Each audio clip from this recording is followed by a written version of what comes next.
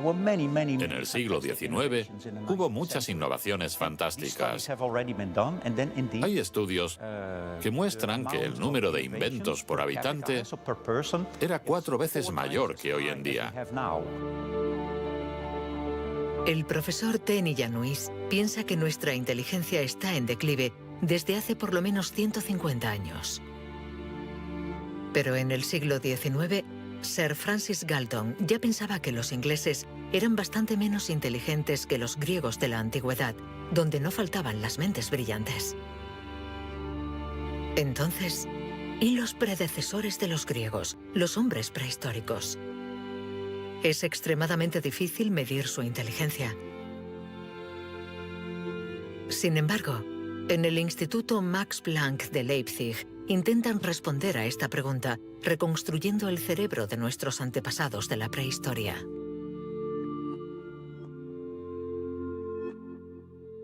La paleoneurología es una ciencia muy frustrante, porque su objeto de estudio es casi inexistente. No hay cerebros fósiles. Lo que sí tenemos es la caja que contenía este cerebro.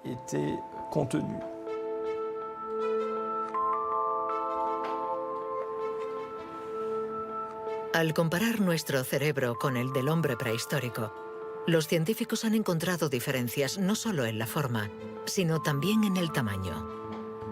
Algunos de estos individuos tenían un cerebro más grande que el nuestro.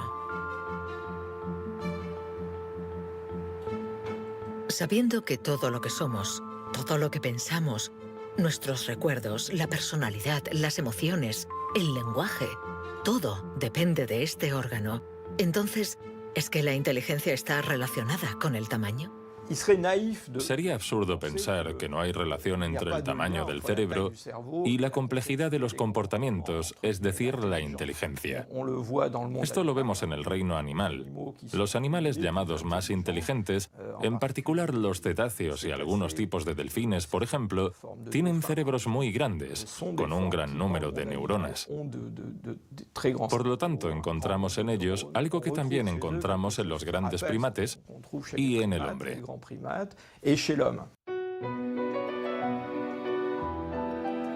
La evolución hizo crecer el tamaño de nuestro cerebro durante 2 millones de años, hasta alcanzar su máximo hace unos 15.000 años. El hombre de Cro-Magnon, que pintó en la cueva de Lascaux hace unos 17.000 años, era un Homo sapiens como nosotros. Pero de todos los Homo sapiens, este era el que tenía el cerebro más grande. El tamaño de nuestro cerebro ha disminuido en comparación con el de este antepasado. Y según algunos investigadores, somos menos inteligentes que él. Pero esta teoría no es compartida por todos. Yo no creo que haya una inteligencia que se pueda medir con una regla y decir que nuestro reciente antepasado era igual o más o menos inteligente. El hombre de Cro-Magnon tenía la inteligencia que necesitaba para sobrevivir en su mundo, pero no para trabajar en un banco. Si viajásemos 25.000 años atrás en nuestra máquina del tiempo para traer al presente al hombre de Cro-Magnon, sin duda se adaptaría al mundo en el que va a tener que vivir.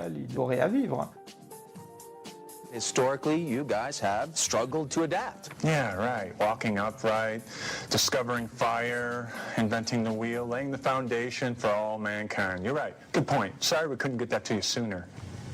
Connie, your reaction? We live in a society where the individual ego and the group dynamic are in constant struggle. Response? Yeah, I have a response. What? ¿Más inteligente? ¿Menos inteligente? Cuando intentamos medir la inteligencia, todo se complica. Y sin embargo, lo hacemos continuamente. En las universidades del mundo entero se enseña qué es la inteligencia. Y todos nosotros, sin ser especialistas, la medimos cada día. Todos medimos la inteligencia. Si es usted soltero y va a un bar y conoce a alguien, lo más importante después del físico es la inteligencia.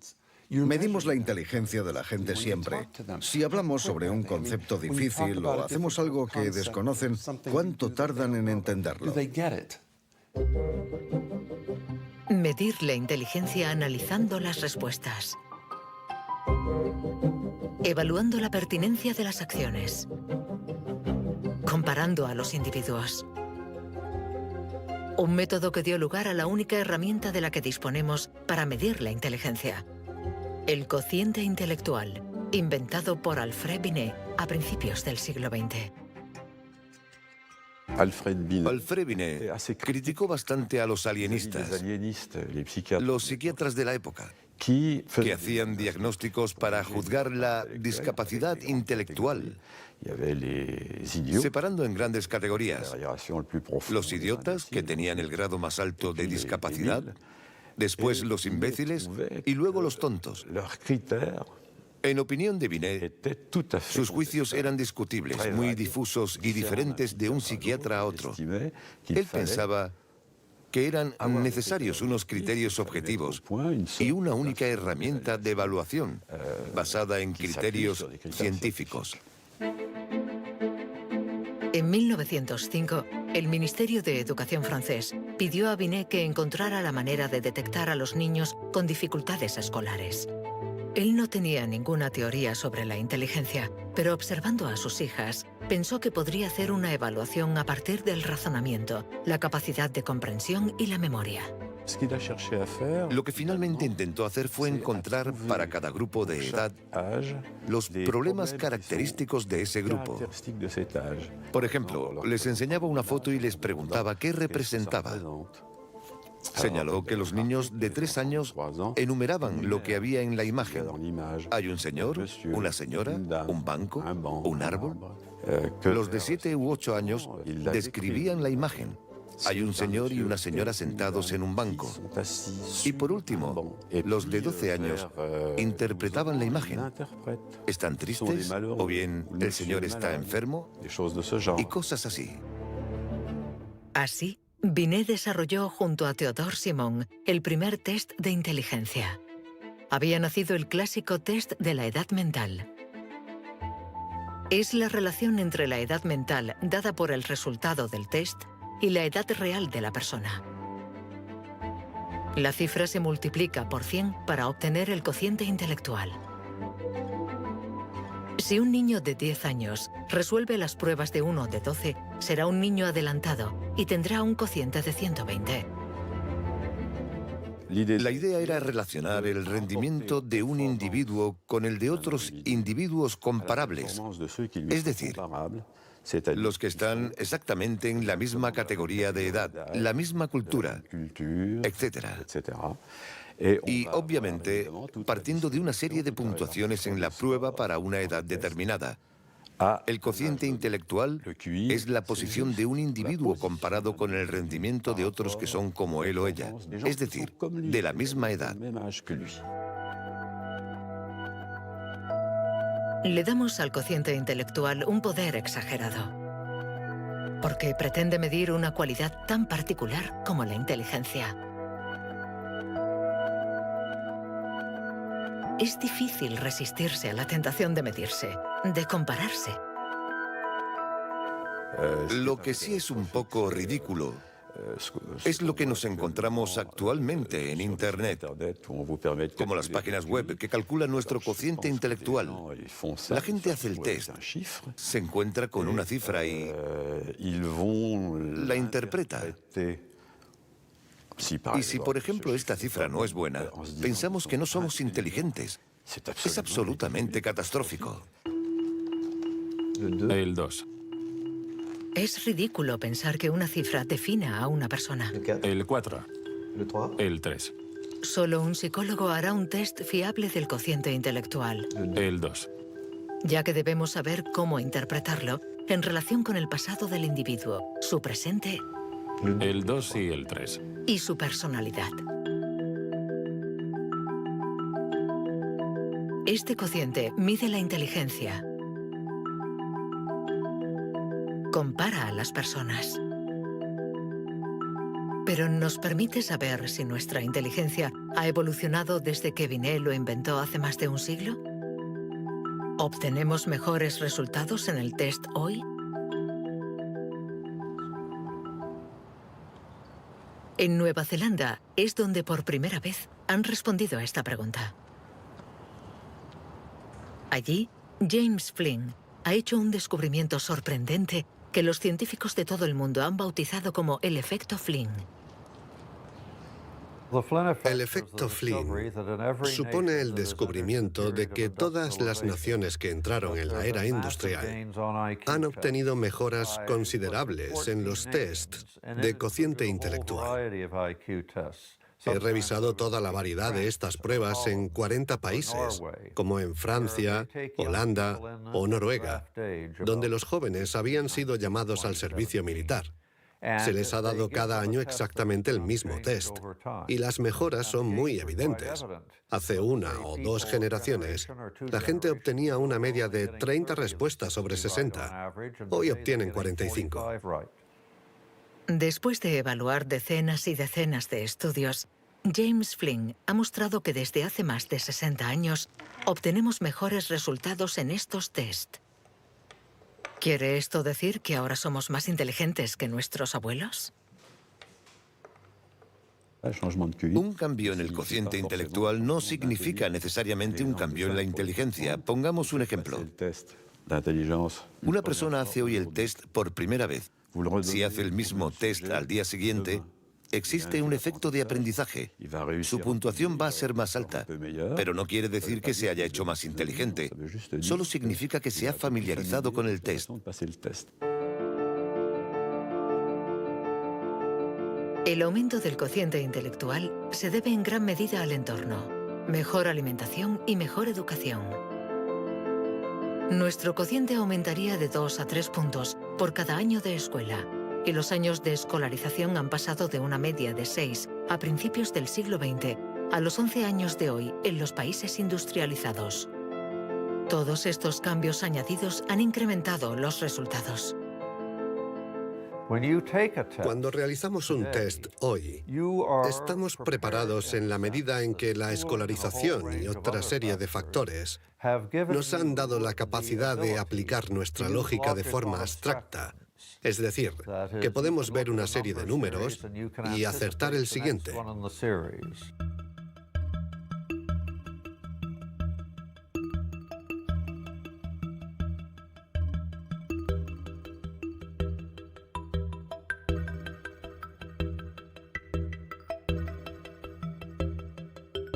En cuanto a la inteligencia, no hay que fiarse de las apariencias.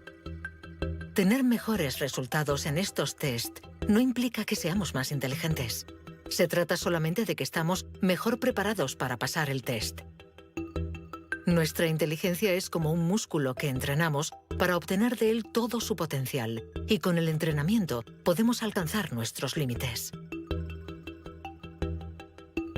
Las cifras lo demuestran. Tras decenios de mejora, los resultados de los test han llegado al tope. Incluso están empeorando en países como Inglaterra, Dinamarca o Noruega. El aumento del cociente intelectual es un fenómeno que ha durado un siglo, pero todos los países terminarán por llegar al tope de este incremento. Sospecho que la educación formal ha abusado de la capacidad de manipular los conceptos abstractos y, a menos que se produzca una revolución de la pedagogía, los beneficios que ha producido la escuela van a tocar techo, ya que hoy en día casi todo el mundo está escolarizado.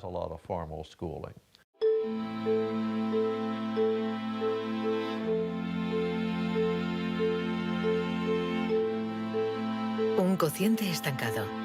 Cerebros cada vez más lentos y más pequeños. ¿Dónde está nuestra inteligencia?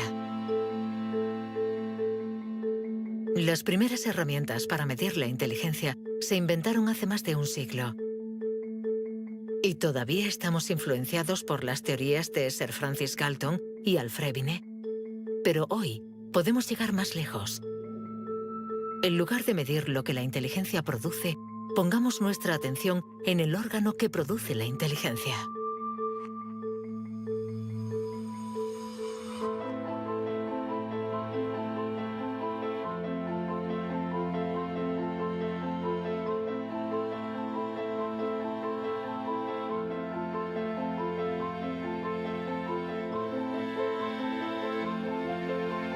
Richard Haier es psicólogo y neurocientífico en la Universidad Irvine de California. Desde hace más de 30 años, intenta averiguar cómo es un cerebro inteligente. Gracias a los progresos de los instrumentos de observación, Haier y su colega, el profesor Rex Jung, investigan en qué lugar del cerebro se aloja la inteligencia. Veamos el cerebro de Richard Haier. Vemos un bonito cerebro. El doctor Haier es una persona brillante e inteligente y vemos todas las regiones que sustentan su inteligencia.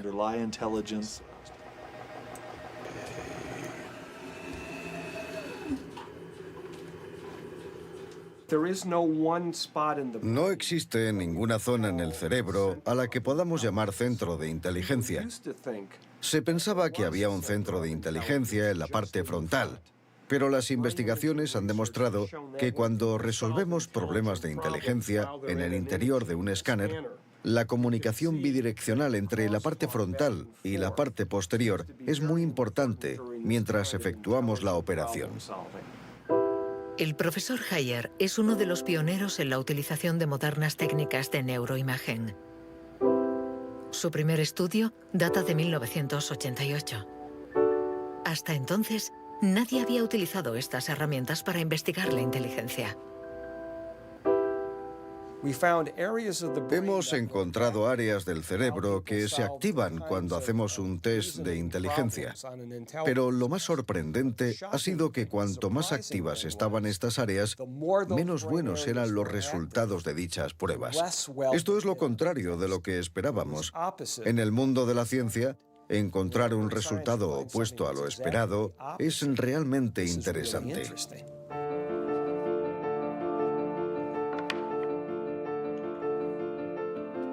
Un cerebro inteligente no es un cerebro que funciona más, sino todo lo contrario. Es un cerebro que funciona menos. Esto es lo que llamamos neuroeficacia. Ser inteligente consiste en resolver un problema con el mínimo esfuerzo.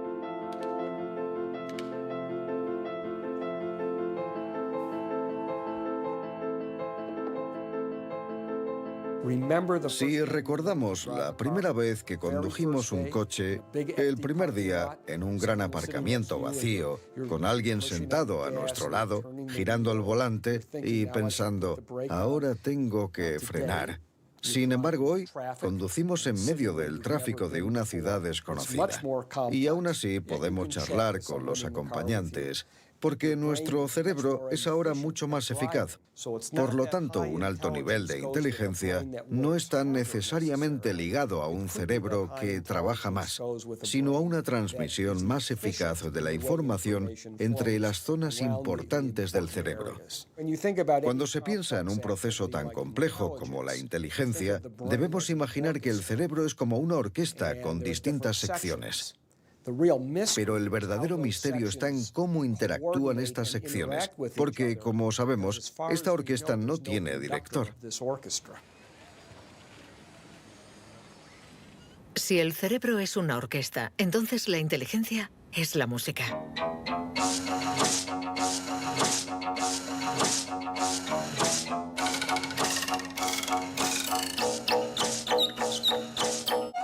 Cuando empezamos a interpretar la partitura, nunca sabemos cómo van a tocar juntos los músicos.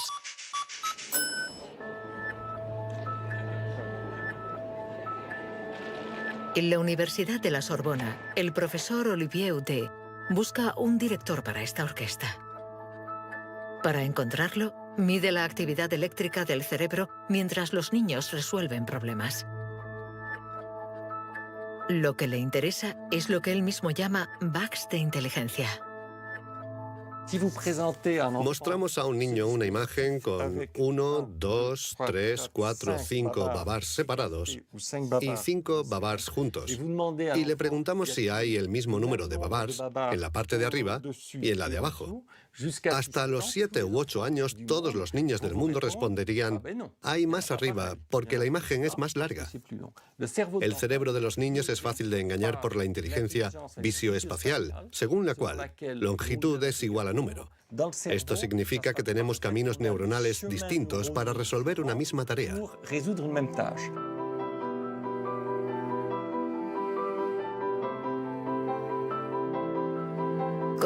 o medir. Hay muchas soluciones para un mismo problema, y nuestro cerebro está continuamente luchando para inhibir las estrategias negativas. Lo que queremos mostrar, y esta es la originalidad de nuestro laboratorio, es que la inhibición es sin duda el proceso clave y positivo de la inteligencia, porque nos permite resistirnos a nosotros mismos. Resistirnos a nosotros mismos es aprender a controlar las interferencias que perturban a nuestra inteligencia. El test de Stroop es uno de los métodos de observación de estas interferencias. Consiste en decir el color de una palabra sin leerla. Azul, amarillo, rojo, amarillo, verde. ¿Rojo, verde? ¿Verde? ¿Rojo? verde, amarillo, Amarillo, rojo. amarillo, amarillo, rojo. ¿Amarillo? ¿Rojo? Amarillo, amarillo. Rojo, verde, ¿Rojo? ¿Amarillo? ¿Azul? ¿Verde?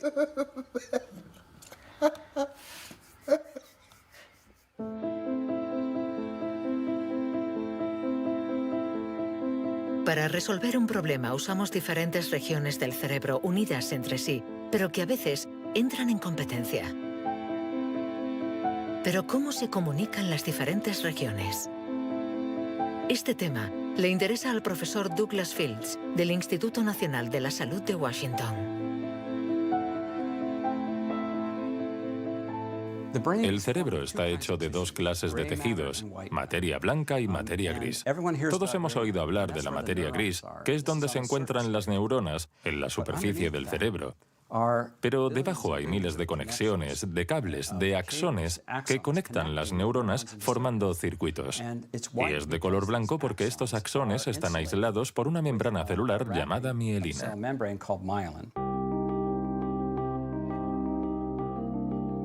La mielina envuelve los axones y permite que la información circule de forma rápida y eficaz en el cerebro.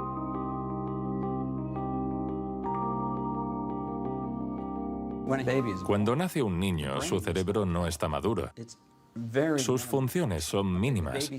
Un bebé no puede hacer casi nada. No puede alimentarse, su visión es muy limitada, no puede andar ni sujetar su cabeza. Esto se debe a que nuestro cerebro está siendo permanentemente moldeado por el entorno. Y una de las cosas más interesantes respecto a la mielina es que se forma después de nacer. La mielina es esencial para que la información circule de forma eficaz por el cerebro. Es esencial para nuestra inteligencia. Pero en la actualidad, la formación de la mielina está alterada. Barbara Demnex, endocrinóloga del Museo de Historia Natural de París, estudia cómo nuestra inteligencia está amenazada por uno de los azotes del siglo XXI. La contaminación. En cualquier parte del mundo donde vivas, estarás expuesto a ciertas sustancias químicas que interfieren en el funcionamiento de la hormona tiroidea. Esta es la hormona producida por la glándula tiroides que está en la base del cuello. Es necesaria para el desarrollo del cerebro desde las primeras etapas del feto hasta una edad más avanzada como la mía, para asegurar el mantenimiento de las funciones mentales, incluida la mielinización. La Autoridad Europea de Seguridad Alimentaria ha analizado 297 pesticidas. Entre ellos, más de 100 afectan al funcionamiento de la hormona tiroidea, como el bisfenol A, el PCB y los productos ignífugos. Productos químicos con los que estamos en contacto a diario. El equipo de Barbara Demnex ha demostrado que estos productos bloquean los receptores específicos de la hormona tiroidea de cada una de las células cerebrales y los efectos son considerables. Hay una evidencia sólida. Los científicos hemos observado los niveles de exposición en las madres. Se han comparado diferentes niveles de exposición y hemos visto que los niveles más elevados estaban asociados a una pérdida de 5 a 6 puntos de cociente intelectual en sus hijos. Cierto es que la mayoría de nosotros no percibimos la diferencia, pero es evidente que 5 puntos menos de cociente intelectual pueden suponer una gran diferencia en cuanto al éxito escolar o al éxito en la vida. Y saberlo puede ser muy preocupante para los padres.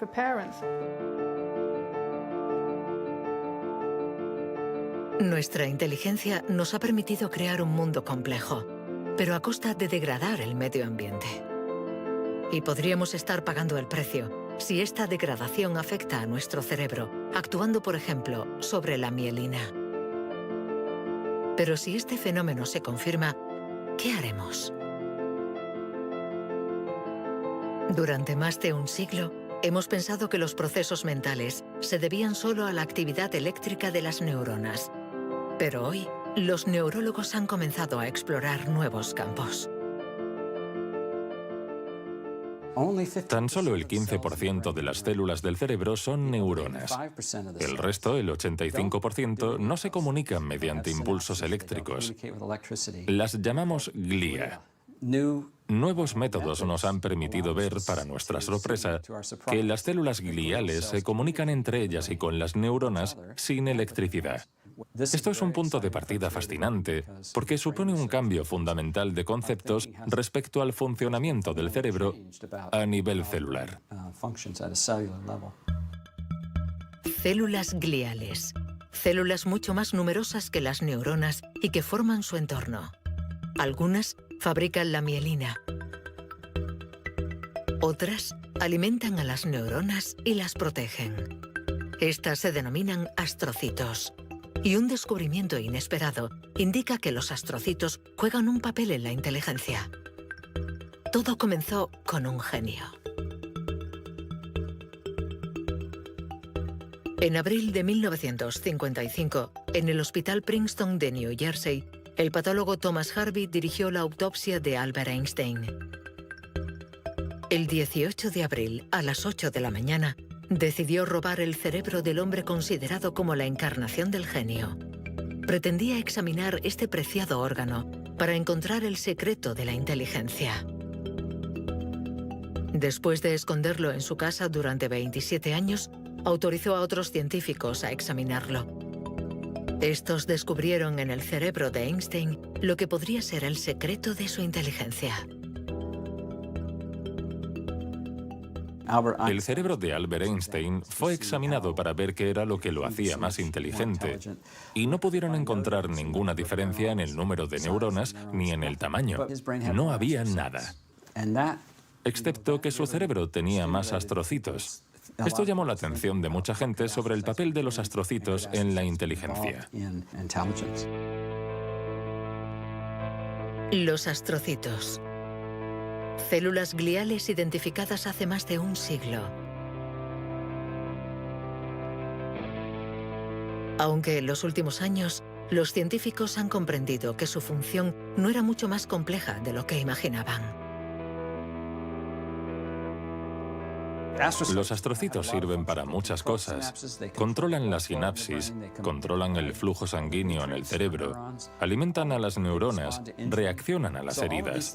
Todas estas cosas estaban consideradas como tareas menores que los astrocitos hacían en el cerebro, y no habían sido tomadas muy en serio hasta que se dieron cuenta de lo determinantes que son los astrocitos para las neuronas. Un astrocito humano controla cientos de neuronas, muchas más que, por ejemplo, un astrocito de ratón. Basándose en esta observación, un equipo de la Universidad de Rochester ha realizado un experimento fascinante. Para entender mejor la inteligencia humana, han decidido cruzar la barrera de la especie y han trasplantado astrocitos humanos en el cerebro de un ratón.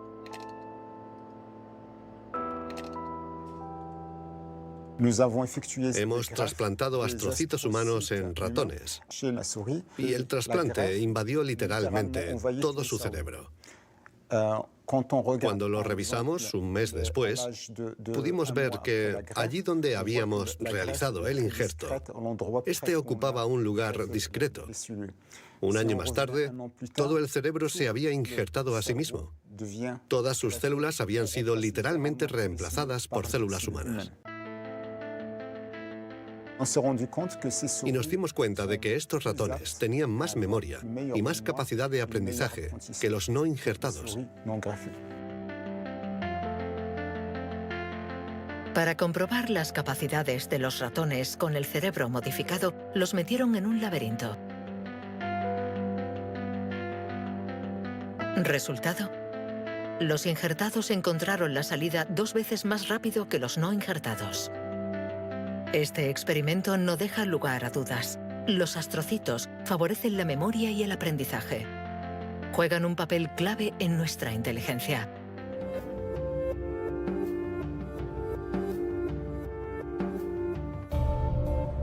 La inteligencia se refleja en el funcionamiento del cerebro. Pero ¿cómo se explica la diferencia entre las inteligencias de nuestros colegas, amigos o padres? ¿Es que tienen más materia blanca, menos astrocitos o sus neuronas son más rápidas? El origen de nuestras capacidades se encuentra en parte en nuestros genes. Robert Plomin estudia la genética del comportamiento. En sus investigaciones ha visto crecer a miles de niños y gracias a ello espera poder encontrar los genes que influyen en la inteligencia. A menudo la gente desea saber en qué medida la inteligencia viene determinada por los genes. En primer lugar, hay que insistir en que la palabra determinar no es adecuada. Debemos decir influenciar, ya que, como sucede con el tamaño, está estrechamente relacionado con los genes, pero no determinado por ellos. Si somos altos, es probable que nuestros hijos sean más altos que la media, pero si están mal alimentados o enfermos, serán más bajos. Esto no es determinar, es influenciar. En otras palabras, los genes nos dan el potencial y el entorno decide el resultado final. Para entender las relaciones complejas entre genes e inteligencia, Robert Plomin ha realizado miles de test en gemelos. Los gemelos idénticos tienen la particularidad de ser clones, tienen exactamente los mismos genes. Son completamente idénticos. Mismo pelo, mismos ojos. ¿Pero tienen los mismos resultados en los test de inteligencia? La respuesta es sí. Sus resultados se parecen mucho más que los de otros hermanos. Esta es la prueba de que, sin ser completamente determinantes, los genes sí juegan un papel crucial. La mayoría de los países del mundo, más de 100, dispone actualmente de registros de gemelos porque reconocen la importancia del método gemelar a la hora de calcular la influencia de los genes. La siguiente etapa de nuestras investigaciones consiste en encontrar los genes responsables de la inteligencia. Para esto, Robert Plomin ha utilizado chips de ADN capaces de detectar más de 1 millón de marcadores genéticos. Comparando el ADN de los que tenían buenos resultados en los test, Plomin quería saber si ciertos genes se dan con más frecuencia. Pero la identificación precisa de estos genes es mucho más complicada de lo que esperaba.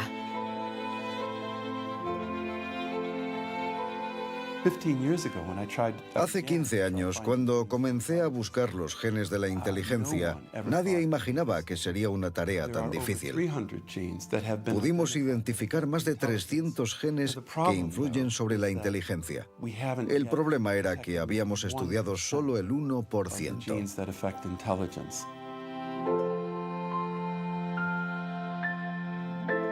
La inteligencia está influenciada por la interacción de muchos miles de genes que conforman una red increíblemente compleja. Además, producen efectos distintos en función de la región del cerebro donde actúen. Antes pensábamos que el cerebro funcionaba por áreas. Esta área controla el lenguaje, esta hace otra cosa. El cuerpo calloso comunica los hemisferios. Hoy nos hemos dado cuenta de que esto era ficción y que el cerebro actúa de forma más global. Desde un punto de vista genético, se ve más claro todavía, ya que la mayoría de los genes que actúan sobre el cerebro actúan sobre muchas regiones del cerebro. Paso a paso vamos entendiendo nuestra inteligencia.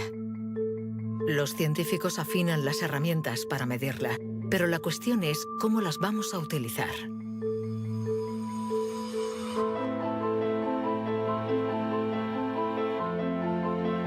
La inteligencia es lo que mejor predice nuestro nivel de estudios o nuestro empleo. Por lo tanto, hablar de la inteligencia es delicado, ya que tendemos a valorar, clasificar y jerarquizar, con el riesgo a equivocarnos que conlleva. El error de razonamiento está en considerar que la inteligencia puede ser esencialmente hereditaria. Y esto nos ha llevado a divagaciones, en mi opinión, total y absolutamente ridículas. Por ejemplo, en 1924, creo, se votó en Estados Unidos una ley que restringía la inmigración mediante cupos, porque en los test daban resultados menos buenos. Y se suponía que los inmigrantes eran hereditariamente menos inteligentes. Se limitó, pues, su entrada al país para evitar un descenso en la media. Como sabemos, entraban por la isla de Ellis, frente a Nueva York, donde muchos de ellos eran devueltos, sobre todo aquellos que se anticiparon al auge del nazismo. Pienso especialmente en los judíos de Europa del Este que fueron expulsados por razones absolutamente estúpidas. Durante mucho tiempo, creímos que nuestro origen era determinante y que nuestra herencia controlaba nuestras vidas. Después, por suerte, la ciencia ha abandonado esta visión determinista. Pero la inteligencia es algo especial. Un tema tan sensible que los pasos en falso han marcado su historia. William Shockley, físico visionario y premio Nobel por su descubrimiento del transistor, resultó menos brillante en sus estudios sobre la inteligencia. Dr. Shockley, if you could answer it yes or no, I would appreciate it. Do you believe that black people are inferior in intelligence because of their heredity? What I say is this. My research leads me, and it's a tragic conclusion, really, my research leads me inescapably to the opinion that the major cause of the American Negro's intellectual and social deficits is hereditary and racially genetic in origin, and thus not remediable to a major degree by practical improvements in environment. Then what do you see as the solution to the problem? I would propose that you would offer a bonus to everyone to be sterilized. The offer is based upon the best estimates, best scientific estimates that one can have of any genetically carried disabilities. 1974, prácticamente ayer. Una época nada lejana. Algunos utilizaban el cociente intelectual para justificar su racismo y excluir lo diferente. Joseph Skobanek sufre el síndrome de Asperger, una forma de autismo compatible con un cociente elevado. Graduado en ciencias políticas, doctor en filosofía y escritor, con 6 años no hablaba una palabra. Hoy habla 7 idiomas, entre ellos el hebreo, el árabe, el persa y el azerí. Yo formaba parte de esos niños cuyo destino era la basura. Durante mucho tiempo nos dijeron que las personas autistas eran deficientes intelectuales. Autismo llegó a ser casi sinónimo de discapacidad intelectual. Sin embargo, hoy sabemos que esto no es así. Toda sociedad humana necesita una jerarquía, necesita gente que marque la diferencia y tendemos a resumirlo todo bajo un criterio único. En Estados Unidos, la calidad humana y las jerarquías se definen por el cociente intelectual. En Francia puede ser cualquier concurso administrativo. En la China imperial eran los famosos exámenes del mandarín. Pero todo esto reposa sobre una idea central y, sin embargo, errónea, la de que hay una única escala para medir la inteligencia de la humanidad. Y todo aquel que predica estas teorías se sitúa a sí mismo en lo más alto. La inteligencia como escala única de la humanidad. ¿Pero se puede definir lo humano desde una sola dimensión? ¿Podemos ser definidos tan solo por la inteligencia cuando ella misma tiene tantas facetas distintas?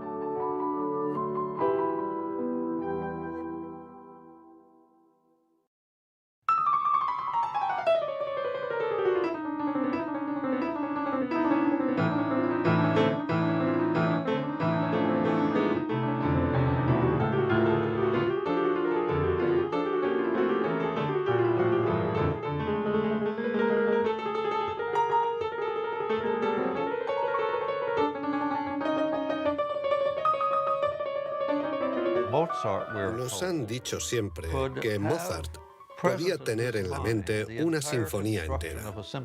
Cuando escuchamos una sinfonía, debemos seguirla a medida que se desarrolla en el tiempo.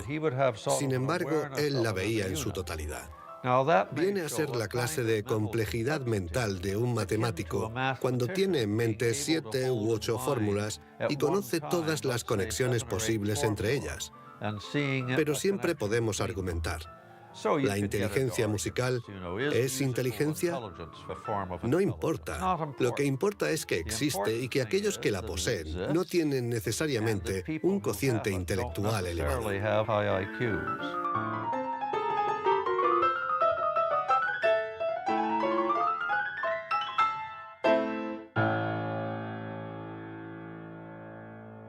Siempre ha existido una reticencia a considerar que existen formas distintas de inteligencia y una cierta tendencia a querer determinar un cociente intelectual general. Una única escala de inteligencia donde podemos situarnos por encima o por debajo. Pero la realidad lo contradice. Existen numerosas formas de inteligencia y podemos tener un nivel muy alto en algunas de ellas y un bajo nivel en otras. Esta idea estaba en los primeros estudios sobre la inteligencia. Hoy, los científicos ya han aceptado que sea cual sea el método utilizado, no van a conseguir medir la inteligencia con una escala única.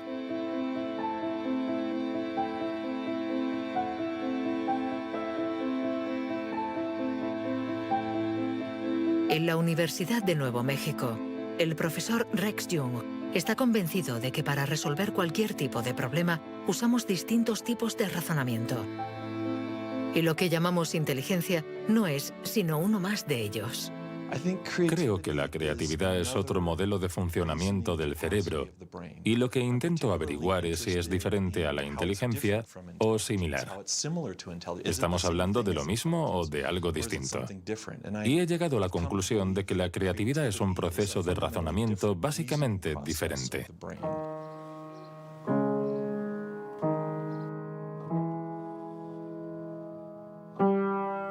Leer una partitura es ser inteligente utilizando nuestros conocimientos.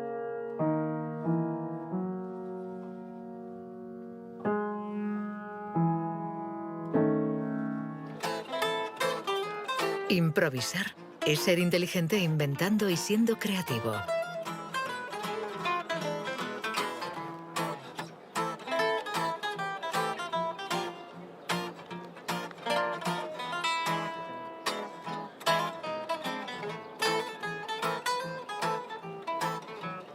Un músico puede ser a la vez inteligente y creativo, un sujeto de estudio ideal.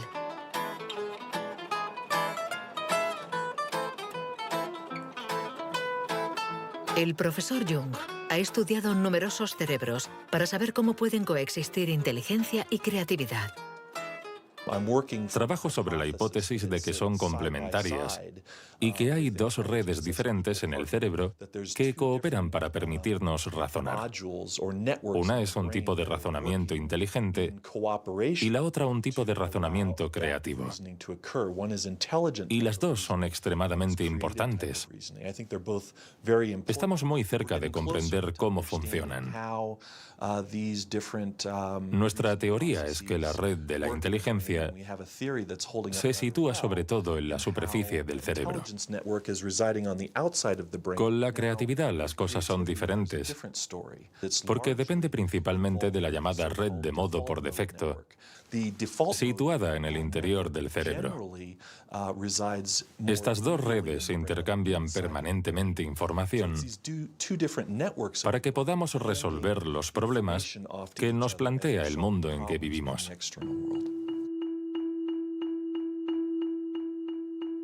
Todos hemos experimentado esa sensación de una idea que surge de no se sabe dónde con la fuerza de la evidencia. Lo que nos revelan los neurocientíficos es que la forma de razonamiento inventivo creativo es una única forma de razonamiento. ¿Podemos ser inteligentes sin ser creativos? ¿O creativos sin ser inteligentes? ¿Esta cuestión tiene sentido? Para evolucionar de forma inteligente, ¿no necesitamos todos los recursos de nuestra mente? No podemos ser creativos, por ejemplo, en física, si solo tenemos formación en física. Para ser creativos en física, necesitamos estar educados en ese universo extraño y poder utilizar y reutilizar los mecanismos mentales que hemos aprendido en otros contextos. El problema de las investigaciones estériles es que se encierran en su burbuja y no dan ni reciben información. Por el contrario, las personas creativas son aquellas que importan ideas de un universo a otro.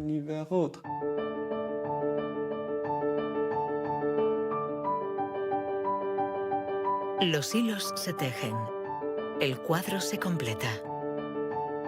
Los científicos ensamblan poco a poco las diferentes piezas de nuestra inteligencia. Pero el mundo evoluciona y la inteligencia también. El cerebro está en permanente evolución y permite que la inteligencia se adapte a los problemas que debemos resolver, por múltiples y variados que estos sean.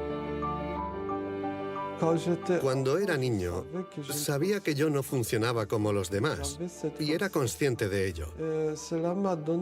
Esto me hizo reflexionar y me llevó a imaginar un mundo plural. Un mundo donde no hubiera una única forma de clasificar y de medir, sino muchas. Lo que quiero decir es que la verdadera inteligencia humana no está en pensar de forma plural y saber tener en cuenta distintas formas de entender el mundo y no solo una.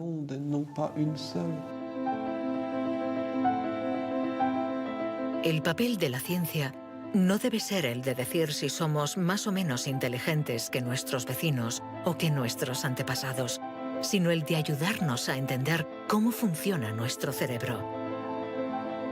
Así, sabremos cuidar nuestra inteligencia y también mejorarla para tejer hilos de unión entre nosotros y la diversidad que nos rodea.